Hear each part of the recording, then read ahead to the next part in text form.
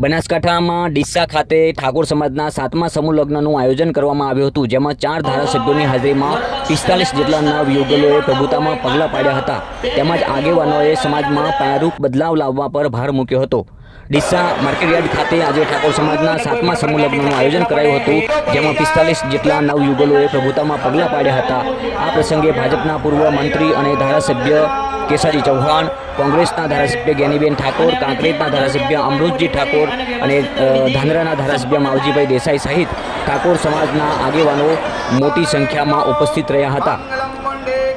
આગેવાનો અને નેતાઓએ વ્યસન મુક્ત સમાજ બનાવવા પણ અપીલ કરી હતી. સાથે જ શૈક્ષણિક ભવનો સહિત શિક્ષિત સમાજ બનાવવા અંગે પણ હાકલ કરી હતી. આજે ડીસા માર્કેટયાર્ડ ખાતે ડીસા મુકામે ઠાકોર સમાજ આયોજિત 45 નવયુગોને પ્રથમ પગલાં માંડ્યા, એમને સુખી લગ્નની શુભેચ્છાઓ પાઠવું છું. સાથે સાથે આવનાર સમયમાં સમાજ ઓછા ખર્ચે ધાર્મિક ને સામાજિક પ્રસંગો કરે, બિનજરૂરી વસ્તુઓની ખરીદી ના કરે, એ પણ સમાજને વિનંતી કરવામાં આવી.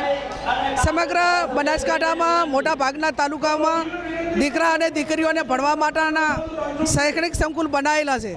માત્ર ડીસાની અંદર બાકી છે. આવનાર સમયમાં ડીસા તાલુકાનો ઠાકોર સમાજ એક શૈક્ષણિક સંસ્થા ઊભી કરે, એ પ્રકારનું આયોજન કરે, એ બાબતનું ધ્યાન આગેવાનોને દોરીને વિનંતી પણ કરી છે. અને જે ડીજે હોય, રોકડમાં ઓઢમણા કરવાના હોય, બિનજરૂરી ખરીદી ઓછી કરવાની થતી હોય, આવા બધા જે સામાજિક સુધારા લાવવાની પણ સમાજને જ્યાં જરૂર છે ત્યાં કરે, એ પૈકીની વાત કરી. અને 45 નવયુગોએ જે પ્રભુતામાં પગલાં માંડ્યા છે, એ તમામ નવદંપતિ એમનું સુખી લગ્ન જીવન અને જ્યાં સુધી એમના ઘરે પોતે આર્થિક રીતે સદ્ધર ના થાય, ધંધા રોજગાર ન મેળવે, ત્યાં સુધી પારણું ના બંધાય અને માતા પિતાની સેવા કરે અને સમાજમાં કમસે કમ આજે એવા શપથ લે કે અમે પતિ પત્ની કોઈ પણ પ્રકારનું વ્યસન નહીં કરીએ, જેથી કરીને આવનાર પેઢી એક તંદુરસ્ત પેઢીનું નિર્માણ થાય. એ પણ આ સમૂહ લગ્નની અંદર બધા આગેવાનોએ ભારપૂર્વક ભાર મૂક્યો છે અને અમે પણ વાત કરી છે.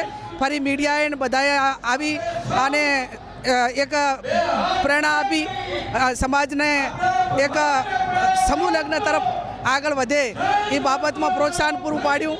એટલે આયોજકોનો, દાતાઓનો બધાનો ખૂબ ખૂબ આભાર માનું છું. ડીસા તાલુકામાંથી સમૂહ લગ્ન દરમિયાન પધારેલ તમામ ઠાકોર સમાજના લોકોને આગેવાનો દ્વારા પણ વ્યસન મુક્ત અને કુરિવાજોથી દૂર રહેવા અપીલ કરી હતી.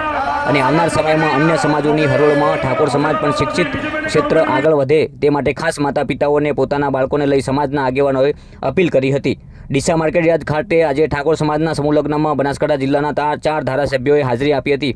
આ પ્રસંગે ધારાસભ્ય જ્ઞાનીબેન ઠાકોર ડીસામાં ઠાકોર સમાજનું વિદ્યા સંકુલ બનાવવાની સાથે સાથે નવયુગલોને વ્યસન ન કરવા, માતા પિતાને સેવા કરવા અને જ્યાં સુધી તેઓ ધંધા રોજગાર મેળવી આર્થિક રીતે સદ્ધર ન થાય ત્યાં સુધી પારણું ન બાંધવાની પણ સલાહ આપી હતી. ખાસ કરીને ડીસા માર્કેટમાં સમૂહ લગ્નનું આયોજિત કરવામાં આવ્યું છે, જેથી સમાજની એકતા જળવાઈ રહી છે.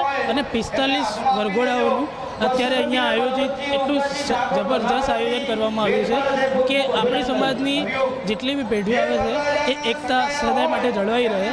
અને અહીંયા એટલું સરસ કાર્યક્રમ કરવામાં આવ્યો છે કે નેક્સ્ટ ટાઈમ જ્યારે બી હું અહીંયાથી નીકળીશ ત્યારે બીજા બધાને ઠાકોર સમાજની એકતાને જળવાઈ રહે અને બધો જ આપણો સમાજ આગળ વધે, એવી પ્રગતિ કરે અને બધી જ સમાજ એક સરખી રહી અને આપણા દેશને આગળ વધારે, એવી મારી અપીલ. મુકેશ ગલવાડિયા, નાયબ બાગાયત નિયામક, સુરેન્દ્રનગર. આજે ઠાકોર સમાજ ડીસા તરફથી સમૂહ લગ્નનું આયોજન થયું છે. એમાં 45 વરઘડિયાનું અહીંયા સમૂહ લગ્નનું આયોજન થયું છે.